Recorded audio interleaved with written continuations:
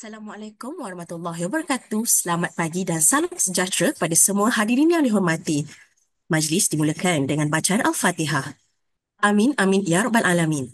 Tanpa melengahkan masa, saya ingin menjemput terlebih dahulu Profesor Dr. Sawal Hamid Mat Ali, Timbalan Pengarah Inovasi at UKM untuk menyampaikan ucapan alu-aluan. Dipersilakan. Okey, Assalamualaikum warahmatullahi wabarakatuh dan selamat pagi semua.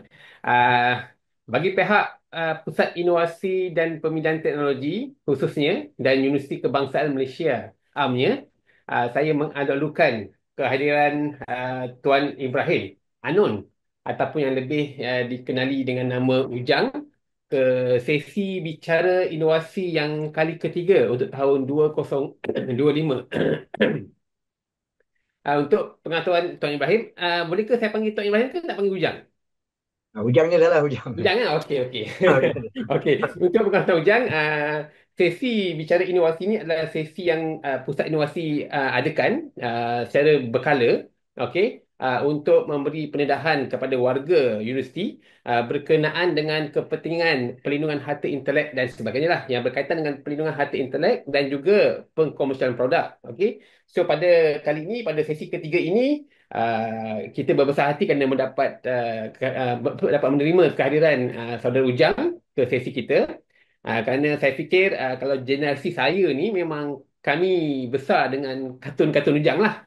Okey, saya mengikuti kartun Ujang semenjak daripada zaman gila-gila lagi dan kemudian pergi ke Ujang dan Hmm. kemudian mungkin dah keluar keluar Ujang dan sebagainya. Saya tak pastilah kalau yang generasi muda ni sama ada mereka kenal atau tidak, saya tak pasti. Tetapi kalau generasi-generasi macam saya ni, seangkatan dengan saya ni memang kenal sangatlah dengan kartun-kartun Ujang. Okey. Dan saya fikir bicara kita pada pagi ini kita dapat mempelajari sesuatu. Okey. Kita dapat mempelajari sesuatu daripada pengalaman yang dilalui oleh saudara Ujang sepanjang karier beliau sebagai kartunis. Alright. Okey, untuk saya rasa itu saja kami ucapan alu-aluan. Okay, terima kasih sekali lagi kepada saudara Ujang dan juga kepada semua sidang hadirin ke sesi bicara inovasi bilangan 3 2025 ini. Okey, saya serahkan balik kepada pengurusi majlis. Terima kasih, Prof. Bicara inovasi 3 2025 kali ini bertemakan Karya Unggul Hak Terabai, Kisah Ujang. Bagaimana seorang kartunis tempatan seperti Ujang menghadapi cabaran dalam melindungi hak cipta karyanya. Apakah pengajaran yang boleh dipelajari daripada kisah beliau dalam industri kreatif? Untuk sesi ini, kita amatlah beruntung kerana dapat mendengar perkongsian daripada seorang tokoh seni kreatif yang tidak asing lagi dalam dunia kartun tempatan. Tuan Ibrahim Anon atau lebih dikenali sebagai kartunis Ujang akan berkongsi pengalaman dan cabaran yang dihadapinya dalam industri seni kreatif. Ketahui bagaimana kepentingan hak cipta boleh membantu melindungi hasil karya seni dan bagaimana langkah proaktif boleh diambil bagi memastikan hak harta intelek sentiasa terpelihara.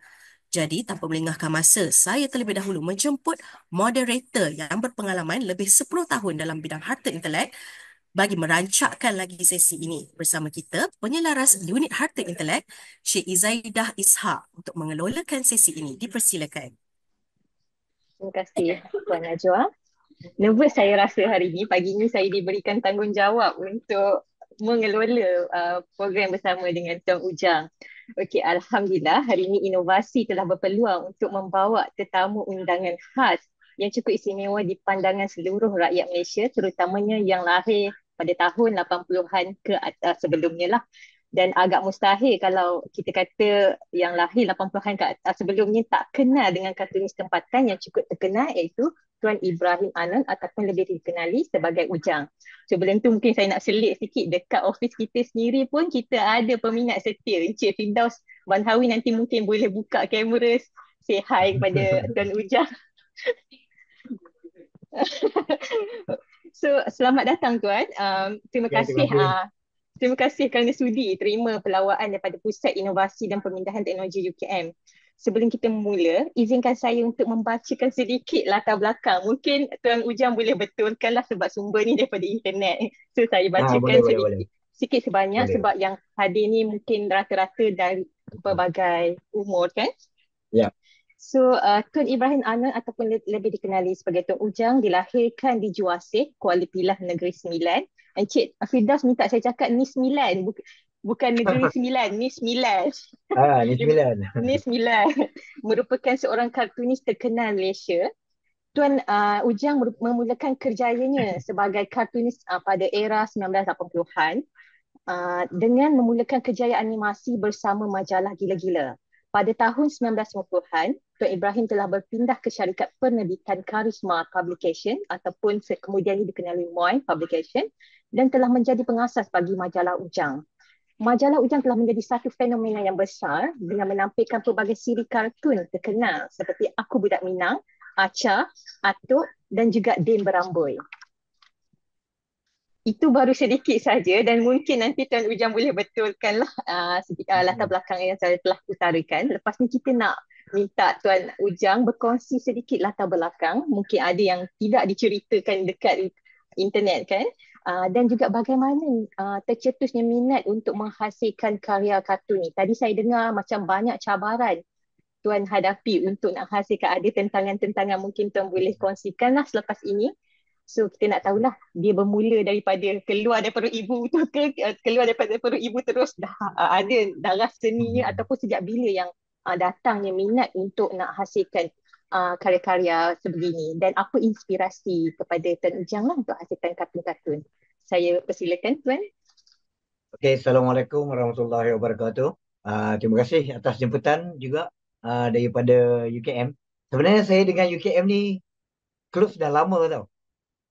Sebab arwah kakak saya, dia pengurus perumahan Kamsis Rahim Kajai, Puan Napsia Nordin.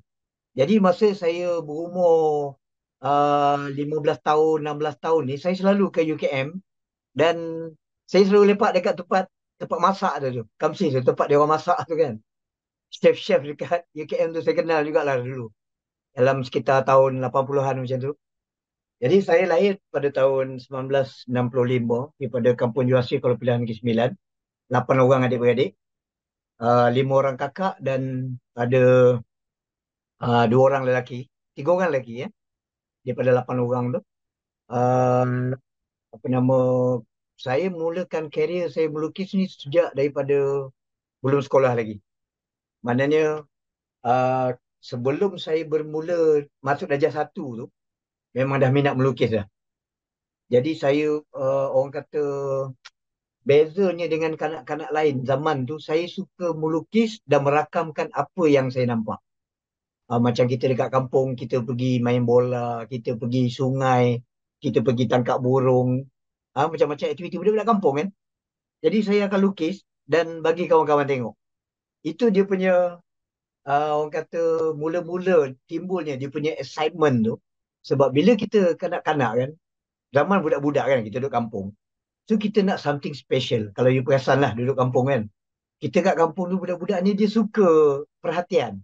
Kan. Jadi bila kita melukis tu, kawan-kawan nak tengok lukisan kita. Kadang-kadang kita pergi main bola petang-petang. Dia kata, cerita semalam ada tak?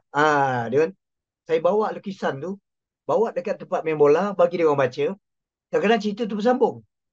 Dan bila kita nak pergi main bola besok tu kawan-kawan tanya, mana sambungan-sambungan? So kita dah ada peminat dah masa tu. Zaman-zaman kat kampung tu dah ada peminat dah.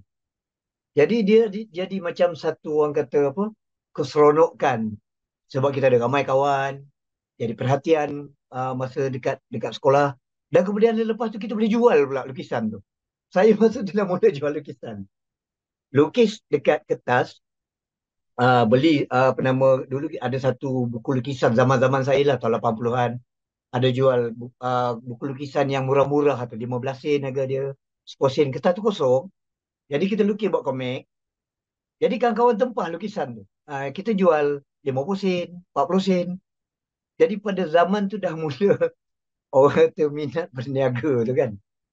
Di samping perniagaan lain lah. Perniagaan lain tu macam zaman bulan puasa mak suruh jual pisang, jual rambutan kan. Jadi mungkin daripada situ orang kata dua elemen ni dia grow dalam diri saya. Yang pertama tu bidang kreatif, kartun, dan yang kedua tu berniaga. Saya suka bisnes ni. Jadi saya berkembangnya bakat tu daripada situ, daripada kampung, daripada saya kecil tu dah minat tu datang dengan sendiri. Kemudian bila saya bersekolah, dorongan daripada cikgu pula. Maknanya cikgu bagi perhatian pada subjek lukisan. Kita ada banyak subjek dekat sekolah kan, sekolah rendah macam-macam mata pelajaran. Semua tak minat. Matematik, ilmu alam, apa, semua tak minat. Dan selalunya memang orang kata dapat markah tak berapa bagus lah. Tapi kalau lukisan, dia distinction. Cikgu lalu ambil tampal dekat dinding sekolah, dekat dinding papan kenyataan semua kan. Jadi minat tu dia jadi orang kata semakin lama semakin sebati dengan diri itulah. Daripada sebelum sekolah, sekolah rendah, dan saya grow sampai saya masuk sekolah menengah. Itu asalnya. Macam mana saya mula orang kata passion tu dengan kartun ni. Okay, so perkongsian sangat menarik. So saya percaya, saya pernah dengar juga kalau kita ni kan, kalau kita buat apa-apa dengan minat, dia akan pergi jauh. Kalau kita Ya, buat kerana macam mungkin dalam aspek pekerjaan, for example lah. Contohnya kalau kita buat kerja hanya untuk mencari duit semata-mata, dia boleh pergi tapi dia ada limitation. Tapi bila kita tambah ya. minat ataupun passion tu, dia akan pergi jauh. Dan Betul. saya sangat suka perkongsian Tuan Ujang. Dari kecil lagi dah ada mentaliti nak jana duit tu. Ha. Sebab Uh, melukis, pertama, dia melukis tu macam satu escapism lah. Sebab saya duduk di, membesar tahun 70-an di Kampung Juasir, Negeri Sembilan. Kalau kita tengok budaya kita, masyarakat kita pada tahun 70-an, 80-an, zaman tu kita belum moden lagi. Dekat kampung hmm, masih lagi serba-serbi dalam, orang kata, zaman-zaman kita baru-baru merdeka lah. Zaman orang kata nak pergi kepada arus kemodenan. Jadi dekat kampung, tahun 70-an, 80-an, siapa ada TV kaya. Dekat zaman tu. Siapa ada TV, kalau ada kereta lagi lah. Jadi kita hidup dalam serba-serbi orang kata masih dalam kategori miskin. Rata-rata. Di sekitar, bukan di kampung saya saja, boleh dikatakan negara kita lah, Malaysia lah. Sebab zaman tu orang kata serba-serbinya susah kan. Orang kampung masih lagi bertani, menoreh getah apa semua. Jadi bila saya duduk dekat kampung, melukis ni jadi satu escapism. Bila kita hidup dalam serba kesusahan, dia jadi orang kata satu tempat kita nak meriliskan tekanan-tekanan yang kita hadap. Mungkin sekarang orang rasa pelik kalau kita pergi sekolah lapar, orang kata pelik kan zaman sekarang. Tapi zaman dulu biasa. Zaman kami tahun 70-an, 80-an, tahun 72 saya darjah 1. Kalau pergi sekolah tu, kadang-kadang lapar, tak ada duit. Kita minum air paip tu. Air paip tu minum. Gitu je. Kalau kita dapat, orang kata dapat bawa bekal ke sekolah, orang kata satu nikmat lah. Kan? Jadi melukis ni jadi macam orang kata saya boleh dapat cari duit ekstra. Bila saya jual 20 sen, 30 sen, belanja sekolah 20 sen, saya jual lukisan saya boleh dapat RM1, saya boleh dapat 80 sen. Jadi zaman tu dah nampak potensi perniagaan ni boleh menjana ekonomi walaupun keluarga kita miskin, tapi kita dah boleh berbelanja dah. Boleh belanjakan kawan, boleh apa kan. Jadi saya nampak dekat situlah yang menjadikan saya punya minat pada bidang lukisan ni. Dan saya kata satu hari saya nak jadi pelukis. Saya nak jadikan lukisan ni sebagai satu kerjaya saya. Sebab bidang-bidang lain saya tak pandai. Matematik dah tentu out lah. Kan, matematik habis. Semua subjek-subjek lain saya tak boleh kuasai dengan baik. Sebab saya lambat. Slow learner. Tapi kalau dalam bidang kreatif, dalam bidang lukisan, maknanya daripada saya kecil tu saya dah mula explore. Melukis kartun, pemandangan, figura. Apa saja benda yang berbentuk lukisan, dia punya energi tu datang. Umpamanya kalau kita masuk sekolah, bila cikgu matematik datang, wah kita rasa down, rasa malas nak pergi sekolah kan. Pedap lah tengok guru matematik ni garang kan. Kalau datang cikgu sejarah pula, mengantuk pula cerita berjela-jela tahun-tahun para mesuara lah apa, mengantuk, tak minat, tak ada minat. Kalau belajar ilmu alam pula, geografi fizikal zaman tu, ilmu alam kawasan, belajar tentang tanah pamah Saint Laurent, tak masuk dalam kepala ni kan. Tapi kalau bila tiba buat lukisan, cikgu masuk, nampak je muka cikgu tu, kita dah datang dah dia punya keseronokan. Jadi pergi sekolah tu sebenarnya mata sebab belajar lukisan.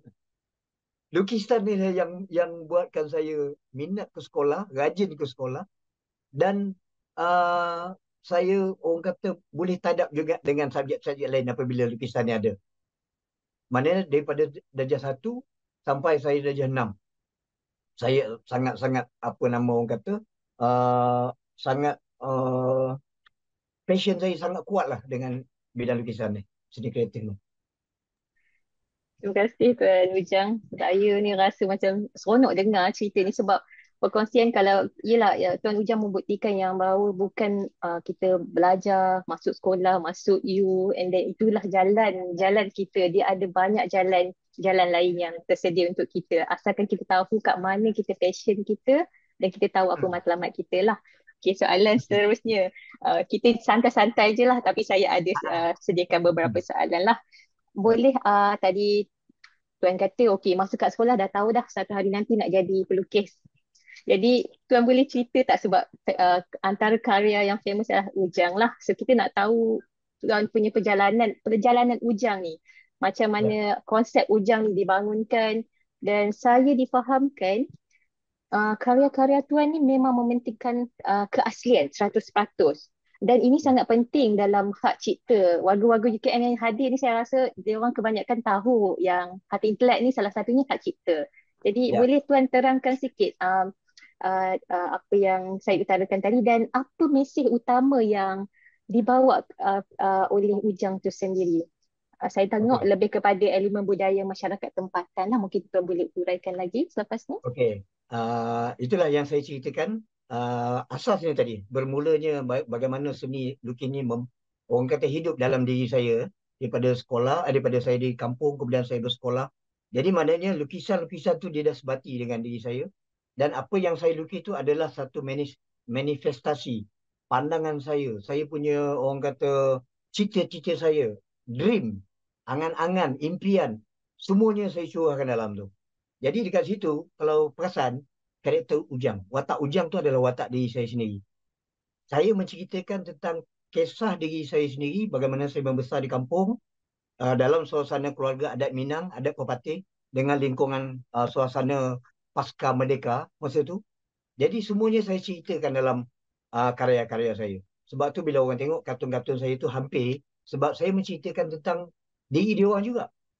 Kan, tentang masalah remaja, masalah mistaken identity, zaman daripada peralihan zaman kanak-kanak pergi remaja, gejolak jiwa remaja ni duduk kampung yang serba kekurangan, kemudian nak berhijrah ke bandar, tengok kemilau orang kata apa, kemodenan di bandar, jadi kita nak berhijrah ke bandar, ramai anak-anak muda lari ke bandar bekerja kilang apa semua. Jadi semua tu, proses tu saya garapkan dalam lukisan. Jadi dia sangat hampir. Dan macam mana orang kata, apa perasaannya bila tiba-tiba semua tu orang ambil? Itu yang saya nak ceritakan. Kenapa saya cerita daripada mula, daripada zaman saya kecil. Sebab dia membesar daripada sebelum saya bersekolah, menerima pendidikan, dia dah hidup dalam jiwa saya. Karakter-karakter Ujang, watak-watak yang ada tu semua watak-watak yang wujud. Iaitu kakak-kakak saya, keluarga saya, kawan-kawan saya di kampung. Kemudian bila kita membesar, kita grow dengan passion kita, saya develop karakter, kemudian tiba-tiba semua tu hilang, orang ambil. Jadi seolah-olah orang ambil sebahagian daripada hidup kita. Umpama dia macam kita ada keluarga, kita membesar daripada kecil dengan 8 keluarga, tiba-tiba 4 keluarga kita orang ambil. Apa perasaan kita? Ataupun kita bagi analogi, kita ada sebidang tanah yang kita bangunkan, kita tanam ni pokok rambutan, pokok durian, ni serai semua. Bila dah subur dan mendatangkan hasil, tiba-tiba orang kata ini kebun orang punya. Apa perasaan kita? Macam mana kita nak mempertahankan walaupun kita tahu itu kita punya hasil usaha kita, bukan satu jangka masa yang pendek, berpuluh-puluh tahun. Bila saya digila-gila tu lebih kurang saya 10 tahun digila-gila. Jadi saya dah develop banyak karakter, banyak watak-watak kartun.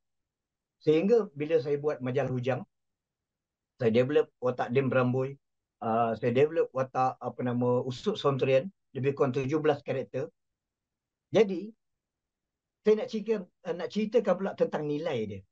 Kalau masa kecil dulu saya jual satu lukisan tu 50 sen, satu buku tu. Bila saya buat majalah Ujang, majalah tu berharga RM3.80 dan dicetak sebanyak 386,000. Kalau ambil average RM3, kali 300,000, maknanya ada berapa? 900,000, almost 1 million. Dan ia keluar setiap bulan. Maknanya majalah Ujang tu terbit setiap bulan dengan 300,000. Maknanya setiap bulan hampir 1 million. Every month.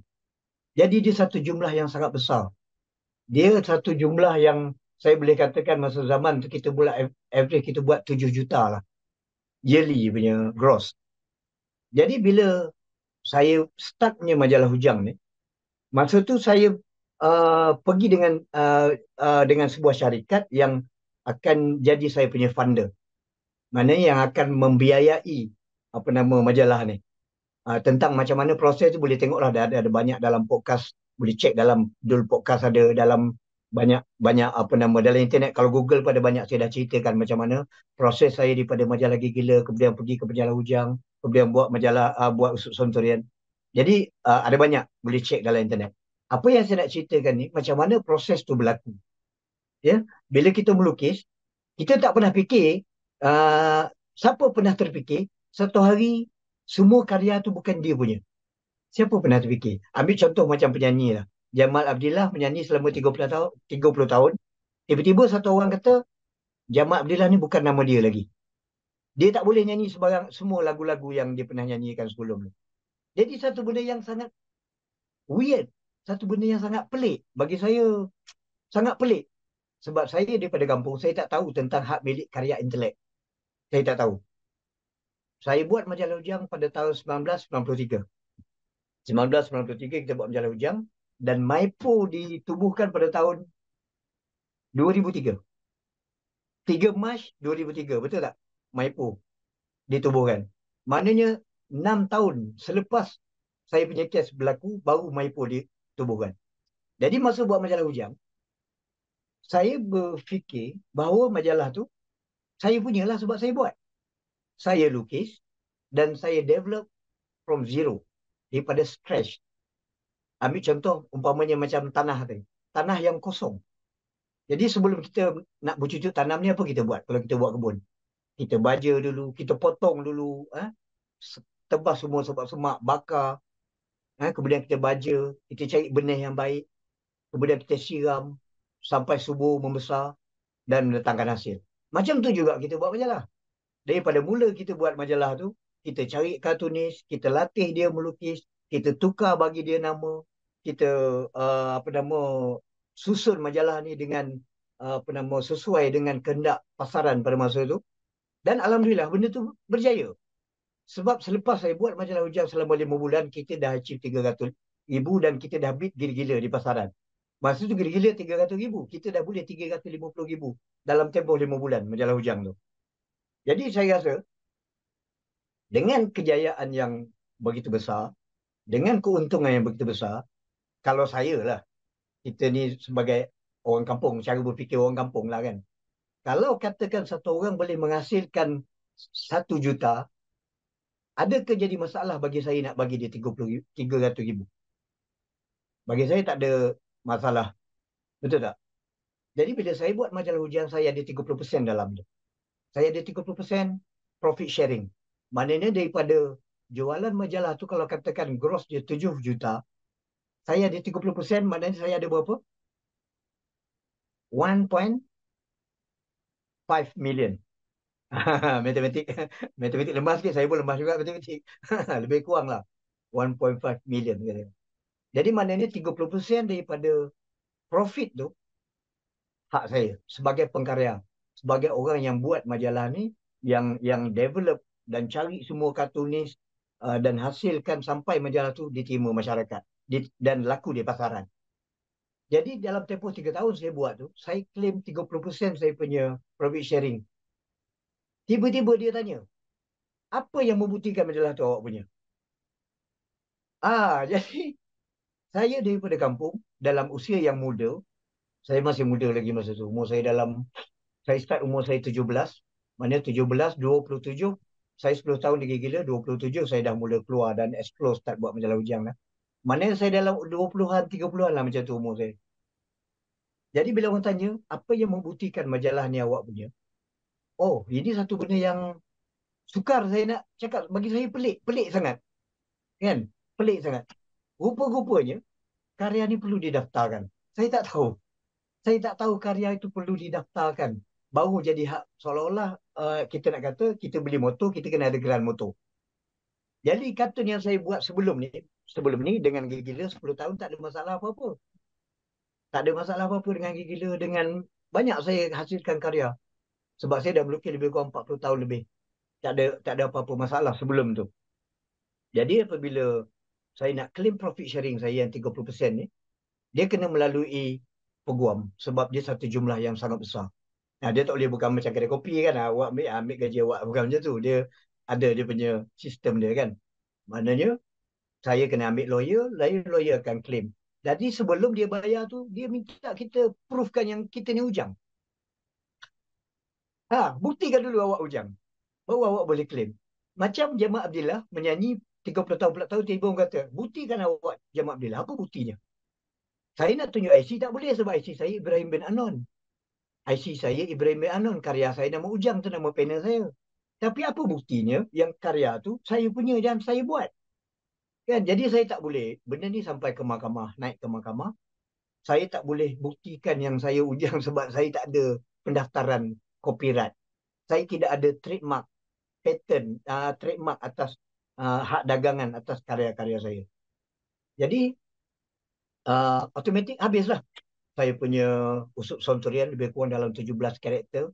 Majalah Hujang, Dem Berambui, semua.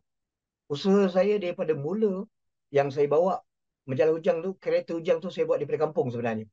Saya bawa Ujang tu pergi ke Gila-Gila, 10 tahun Gila-Gila, saya bawa ke majalah Hujang. Habis.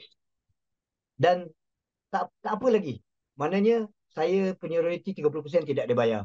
Atas sebab saya tidak dapat membuktikan yang Ujang tu saya. Yang keduanya, bila dah ambil tu tak apa lagi. Bagi saya kita ni pengkarya. Pengkarya ni kita sentiasa orang kata Allah bagi kita ilham mencipta. Sebab kita macam pencipta lagu. Orang ambil lagu ni kita boleh cipta lagu lain. Tak ada masalah. Kan? Jadi ada proses juga. Maknanya proses bila pertama kali saya tahu karya saya bukan lagi hak saya tu, memang saya trauma lah. Trauma, saya jadi down. Malah saya pernah juga orang kata mengalami apa nama depres lah. Depres. Saya tinggalkan macam-macam lah saya buat benda pelik-pelik semua. Benda-benda pelik tak boleh nak kawal sebab kita daripada satu orang yang duduk kat Kuala Lumpur dengan dah ada rumah, dah stabil apa semua, tiba-tiba kita bankrupt, zero, kosong. Kena balik kampung balik, duduk dengan orang tua dekat kampung, tumpang balik orang tua dekat kampung, bawa anak bini balik kampung. Jadi tekanan yang kita hadap bukan sekadar masalah tak ada duit, masyarakat juga keliling. Jadi tekanan yang saya hadap apa? Bila saya kena macam tu, saya buat daripada majalah Ujang tadi tak keluar, tak boleh keluar lagi dah. Jadi kes mahkamah. Saya buat majalah Waria Lawak. Jadi kalau siapa zaman tu tengok majalah Waria Lawak. Ni majalahnya. Saya keluarkan ni majalah lawak. Masih juga 300,000 pasaran dia. Sebab orang masih kenal lagi saya. Masa tu kita internet ni belum berapa nak ada lagi kan, internet. Jadi saya buat majalah Waria Lawak. Tapi Waria Lawak ni, bila saya terbitkan, cetak 300,000, kemudian kita keluarkan ke pasaran, datang court injunction. Injunction ni supaya tarik balik daripada pasaran. Sebab apa? Sebab Waria Lawak ni ada watak Ujang kat sini. Yang saya lukis ni. Watak ni dah didaftarkan. Ni watak ni, karakter ni. Telah didaftarkan. Okey, tak apa. Saya beralah. Saya beralah majalah Ujang. Saya stopkan majalah Ujang. Saya terbit majalah Lanun pula. Saya buat majalah lain. Lepas tutup majalah Waria Lawak, saya keluarkan majalah Lanun. Kena juga. Masih juga lagi datang surat saman. Saya disaman sebab melukis karya saya sendiri. Rupa-rupanya nama saya pula didaftarkan. Ujang tu sendiri telah didaftarkan. Jadi Nama pertama, nama majalah, font dia. Yang kedua, nama Ujang. Ujang tu sendiri didaftarkan. Yang ketiga, karakter, watak, kartun-kartun yang saya lukis tu pun didaftarkan juga. Jadi saya kata, wah dunia ni dah pelik sangat dah ni. Pelik sangat dunia ni kan. Jadi saya nak survive. Saya perlu survive. Untuk survive, saya keluarkan majalah Lubuk. Tu majalah Lubuk ni, cerita dia pasal kes-kes pemancing lah. Aktiviti memancing, outdoor, apa nama, macam-macam lah. Dia punya, apa nama, konten tu. Tapi banyak kepada riadah, rekreasi. Oh, masuk hutan, pergi memancing, tangkap ikan, survival, macam-macam lah. Tapi masalahnya tak boleh bertahan juga. Sebab dalam tempoh tu saya masih lagi di Saman. Saman. 19 saman saya dapat. Saya dapat 19 saman, saya terima 3 ke 4 court injunction. Jadi, saya bankrupt sebab apa? Bila kita cetak majalah, 300,000, masa tu kos cetak RM1.10 satu majalah.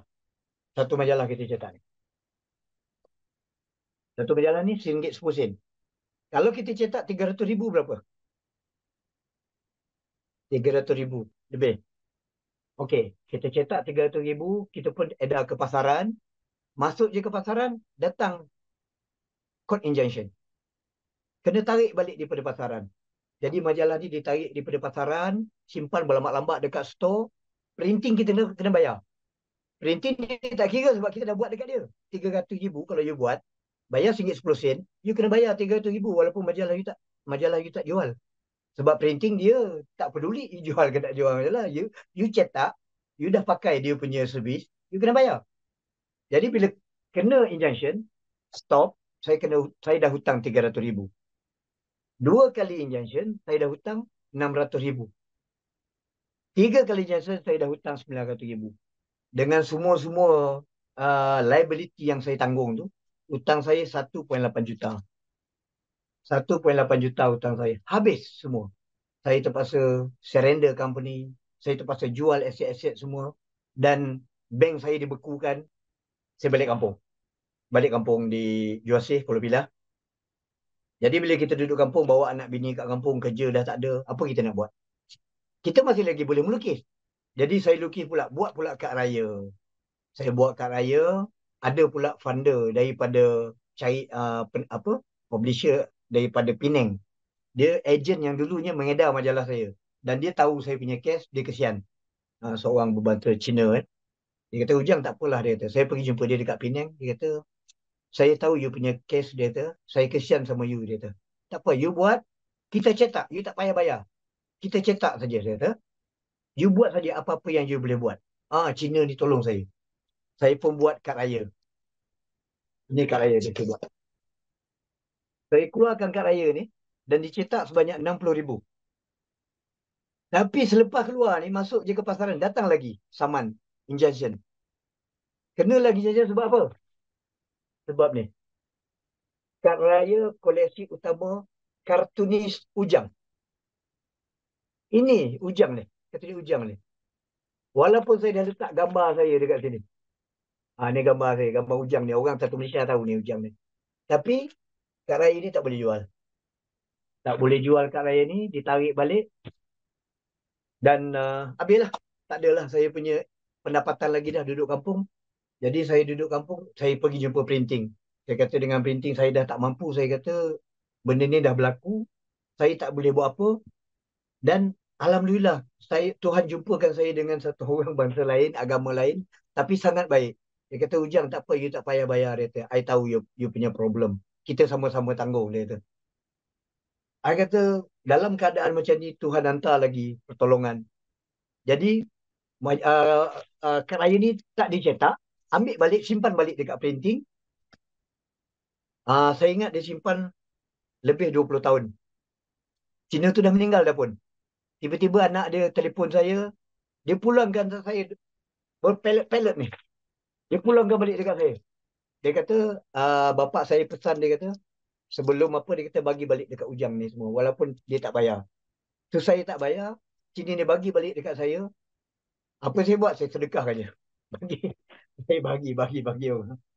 Saya jual juga, cuba jual juga RM20, RM10, tapi tak berapa nak laku kan. Okey, jadi saya dah orang kata disekat dekat situ. Semua karya saya disekat. Saya buat 3 majalah disekat. Saya terima saman dengan hutang 1.8 juta. Habis rumah tak ada kereta, tak ada duduk kampung. Jadi apa saya buat? Saya melukis dekat kaki lima di Pekan, Bahau, Kuala Pilah. Saya melukis dekat kaki lima. Jadi bila kita melukis dekat kaki lima, kita hadap lagi satu tekanan pula. Orang kenal, kan? Orang, orang kenal. Dia kata, Ujang, kenapa you lukis kat kaki lima? Kenapa? Jadi apa yang kita nak lupakan benda ni? Kita duduk kat situ, kita nak lupakan. Okay, forget it. I start all over again lah. Start satu benda baru. Tapi macam mana kita nak stop sebab orang kenal kita? Orang kata tanya apa dia dekat majalah Ujang? Kenapa majalah Ujang masih ada kat pasaran? Kenapa you tak kerja sana? Kenapa? So, bila terima beban yang macam tu, saya jadi stres. Saya jadi stres dan sampai satu tahap ada pernah saya jadi, orang kata, tak boleh kawal lah. Pernah jadi tak boleh kawal sampai saya tinggalkan family saya pun pernah saya buat. Saya jalan merayau. Eh, ada, mungkin pernah dengar lah, saya pernah ceritakan juga. Sampai saya pernah buat pertulisan pun. Dah stres sangat. Jadi, saya berhijrah ke Terengganu buat houseboating. Bawa orang memancing. Sebab dulu kan saya buat majalah Bulletin Lubuk. Majalah Lubuk ni. Saya buat majalah Bulletin Lubuk ni. Jadi saya sentiasa selalu pergi ke sana mencari news apa semua. Jadi saya kenal beberapa orang kat sana. Jadi saya duduk di Tasik Kenyir. Saya startkan kerjaya saya bawa orang pergi memancing. Bawa bot, basuh bot. Buat kerja-kerja kampung lah. Ambil upah. So dapatlah satu trip tu saya dapat 200, 300 untuk saya survive dan tanggung anak bini saya dekat kampung. Kemudian daripada situ, bila saya bawa orang memancing, saya jumpa orang-orang yang tahu pasal undang-undang. Saya pernah bawa satu bot, semua lawyer dalam tu. Semua lawyer. Jadi dia kata, Ujang, hari ni you dapat consultant fee, apa orang kata, khidmat nasihat percuma dia tu. You tak payah bayar. Dalam bot ni semua lawyer. Patent, trademark, even civil, crime semua ada dalam ni dia tu. You tanya apa you nak tanya dia tu. Jadi saya ambil kesempatan untuk tanya tentang masalah saya. Saya kata saya ni ditipu. Saya ditipu. Semasa saya sign agreement untuk penyerahan hak milik karya saya ni, saya kata, saya tak tahu yang benda ni akan menjadi hak milik syarikat seterusnya, sepenuhnya. Sebab perjanjian dia akan dikembalikan.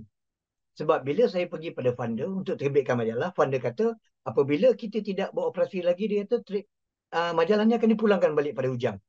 Macam tu je. Faham saya macam tu. Okey, ni saya punya, kita buat sama-sama, tak boleh cetak lagi, pulang balik pada saya. Itu saja pemahaman saya. Kita tak tahu rupanya dalam tu ada copyright, trademark, macam-macam yang orang kata perlu dibuat dengan secara hitam putih. Jadi atas nasihat peguam-peguam ni tadi, dia kata, Ujang kena daftarkan semua karya.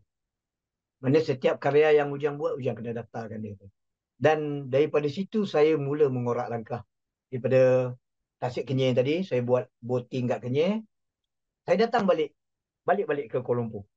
Saya datang balik ke Kuala Lumpur, saya mula dengan melukis di Central Market. 2 tahun saya melukis dekat kaki lima Central Market. Sambil saya mencari peluang perniagaan lain. Dalam tempoh tu berniaga juga. Buat juga caricature, buat juga painting, semua. Watercolor, apa saja kebolehan yang saya ada dalam bidang lukisan, saya gunakan untuk build up balik saya punya career tu. Jadi masa saya di Central Market tu, saya dapat beberapa peluang. Beberapa peluang sebab orang jumpa saya dekat Central Market. Ada yang kata, Ujang, kenapa you lukis kat kaki lima? You are talented. Dia kata, you ada bakat.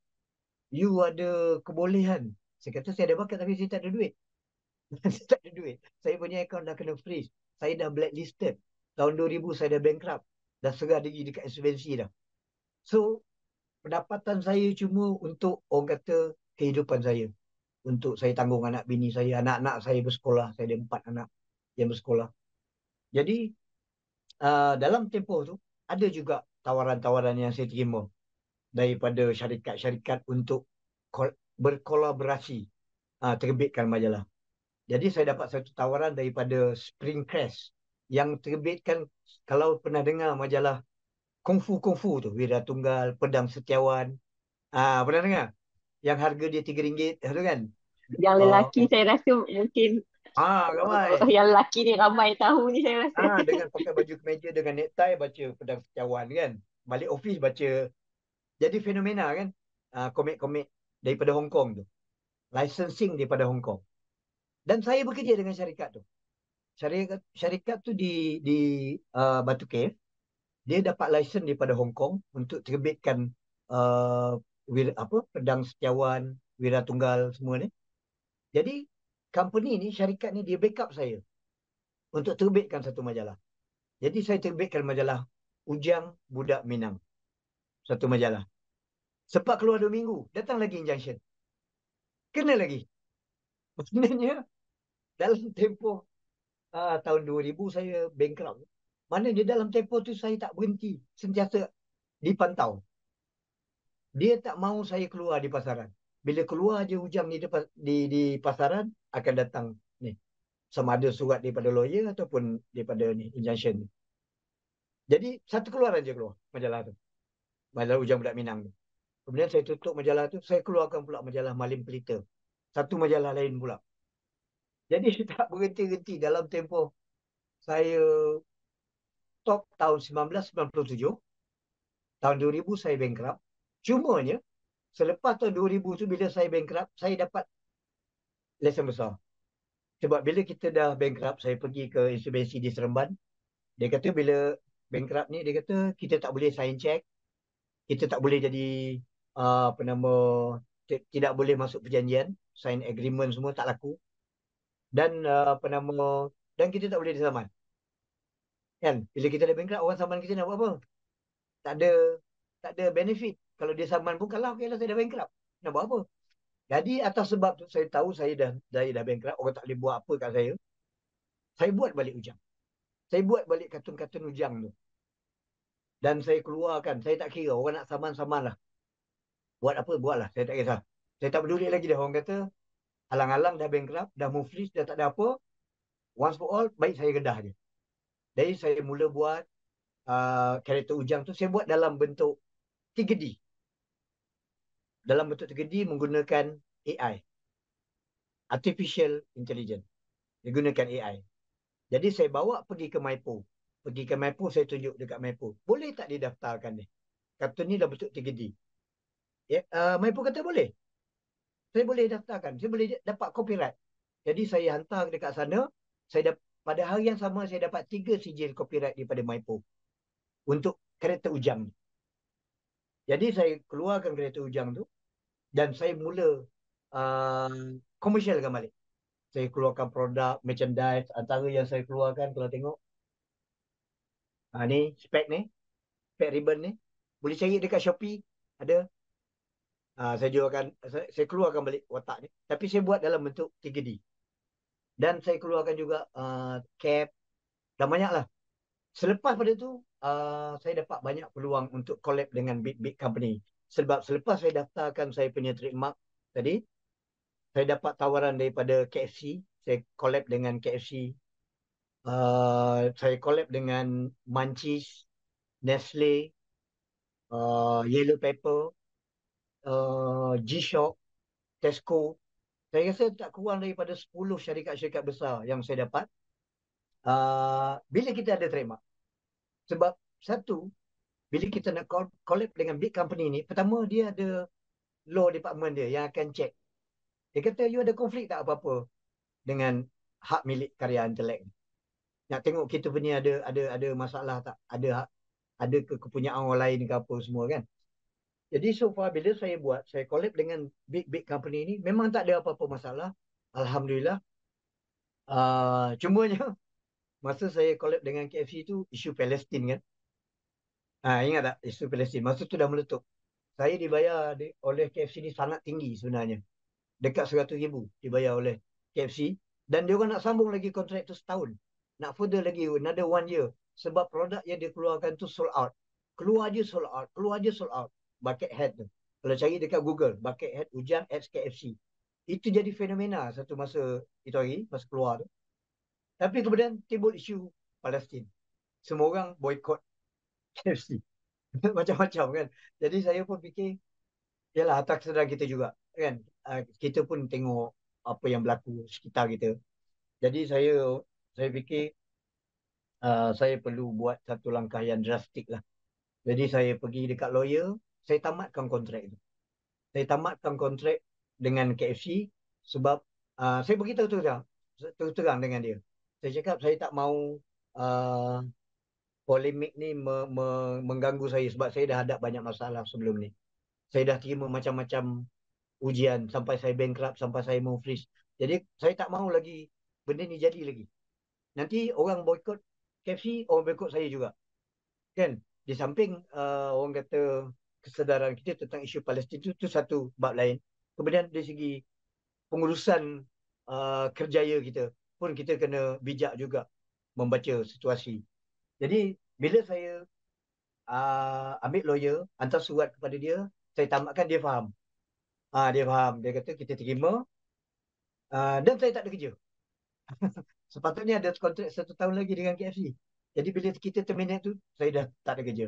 Dan benda ni saya tak cerita pada keluarga kan. Sebab takut dia orang kata, kenapa ni dah bagus-bagus, elok dapat payment daripada apa, kenapa berhenti kan. Jadi saya diam je. Saya diam dan saya teruskan buat small produk lah. Saya buat merchandise yang kecil-kecil macam keychain, butter badges, pergi dekat event-event, buat cake catcher. Yang murah-murah ni saya buat. Kemudian saya dapat tawaran daripada yang terbaru daripada Yus. Sekarang saya tengah berkolaborasi dengan Yus Malaysia. Jadi kalau tengok iklan-iklan terbaru Yus X Ujang. Sekarang ni tengah ada di pasaran lah. Akan tamat pada 29 ni, bulan Mac ni akan tamat. Dan akan bersambung pula dengan satu company lain, Kal Perfume. Akan keluarkan perfume kereta pula. Jadi dari sini saya nampak dengan adanya sijil trademark, saya dah buat 5, saya dah spend lebih kurang dalam 12,000 untuk buat trademark ni. Trademark ni agak mahal lah, saya buat lebih kurang dalam melalui ejen 2,800 macam tu lah lebih kurang satu trademark. Tapi bila saya pergi ke Maipo, rupanya murah je. Pergi dekat Maipo, mereka kata rupanya 900 je, dia kata.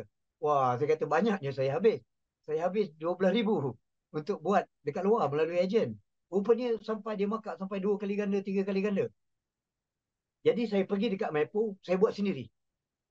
Buat sendiri apa semua, saya dah ada lebih kurang 5, 6 CJ trademark. Apa je saya buat semua saya trademarkkan sekarang. Dengan adanya sijil tu, bila kita dealing dengan syarikat-syarikat pengiklanan apa semua, itu menjadi orang kata lesen yang besar lah. Lesen yang sangat besar yang orang kata memberi keyakinan kepada orang yang nak invest ni, yang nak collab dengan kita ni, bahawa karya ni hak kita sepenuhnya dan kita ada orang kata ada orang kata ada kuasa lah untuk menentukan. Kalau tak boleh. Kalau kita dengan publisher apa semua tak boleh. Sebab sebelum dia publisher tak akan terangkan kepada artis. Itu yang saya perhati daripada tahun 80-an.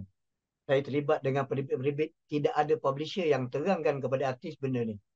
Sebab kebanyakan publisher yang saya perhati, bila satu artis ni bekerja dengan penerbit, automatik semua jadi hak dia. Tapi sebenarnya artis kena ada kesedaran. Dia kena faham bahawa bila dia pergi kepada publisher, bukannya dia pergi, dulu kita tak tahu, kita pergi, kita minta kerja. Cik, boleh tak saya kerja jadi pelukis? Dia kata, boleh. Awak lukis ni. Kita pun buat. Buat. Kemudian dia compilekan, keluar buku. Karya kita memang dah keluar dalam majalah setiap bulan. Dibayar gaji. Kemudian bila company compilekan, keluarkan kompilasi, company bagi kita 5% dia. Okey, ni awak punya roti 5%. Awak punya roti 2%.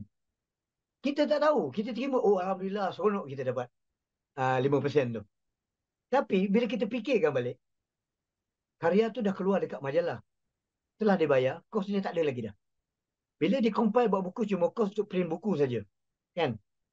Layout semua dah siap. Jadi you just imagine, satu buku yang dijual dengan harga RM20, RM30, artis cuma terima 5%, 2%, 2.5%. Jadi bagi saya itu uh, satu manipulasi yang berlaku.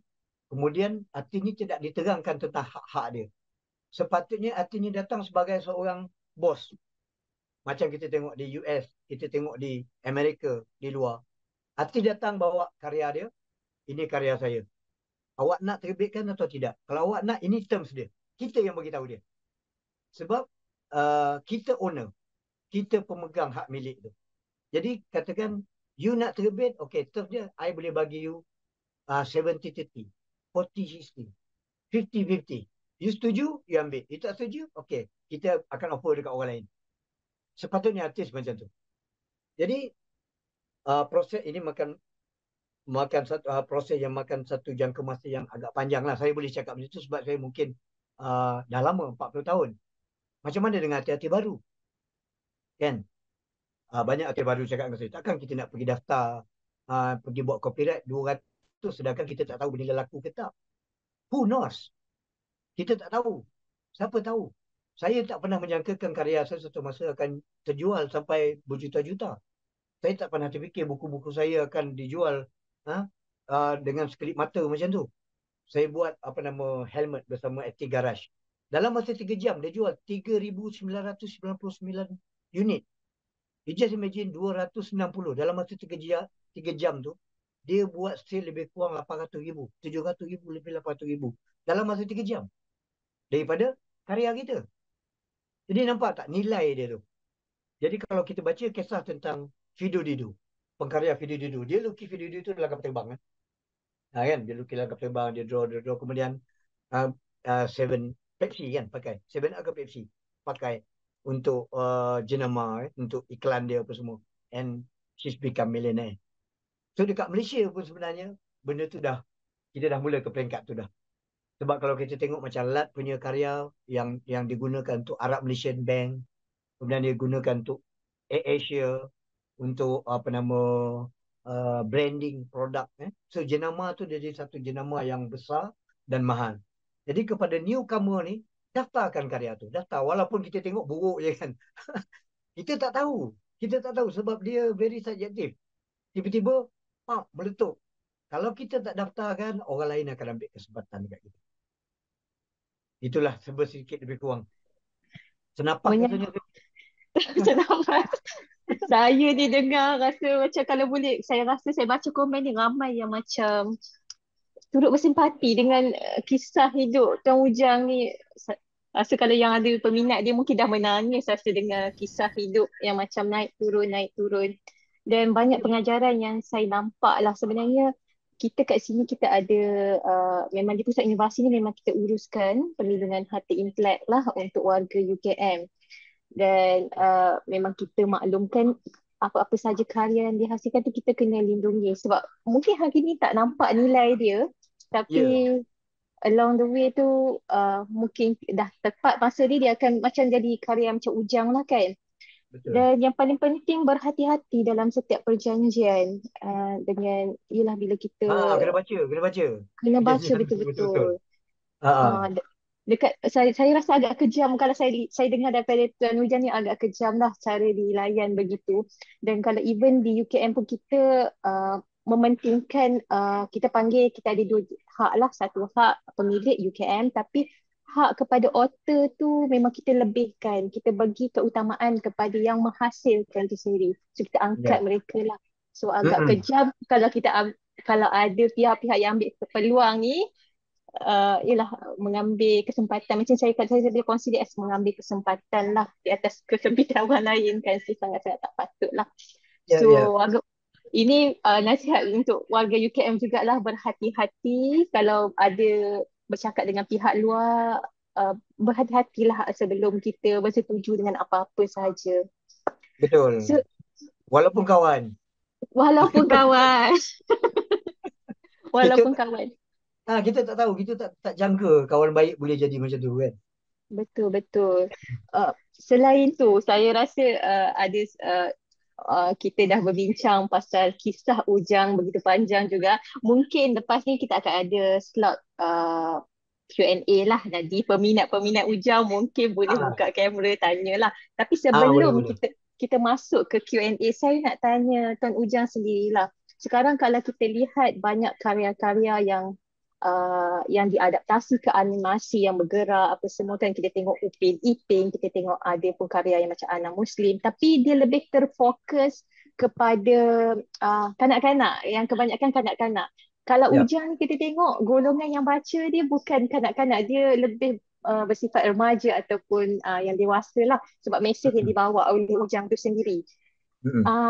Kita nak saya nak lebih tahulah, sebab kalau kita tengok Jepun dia ada manga dia, kalau Mm-mm. kat Korea dia ada manhwa dia, Cina pun dia adalah dia punya ni, tapi semua ni bersifat hiburan.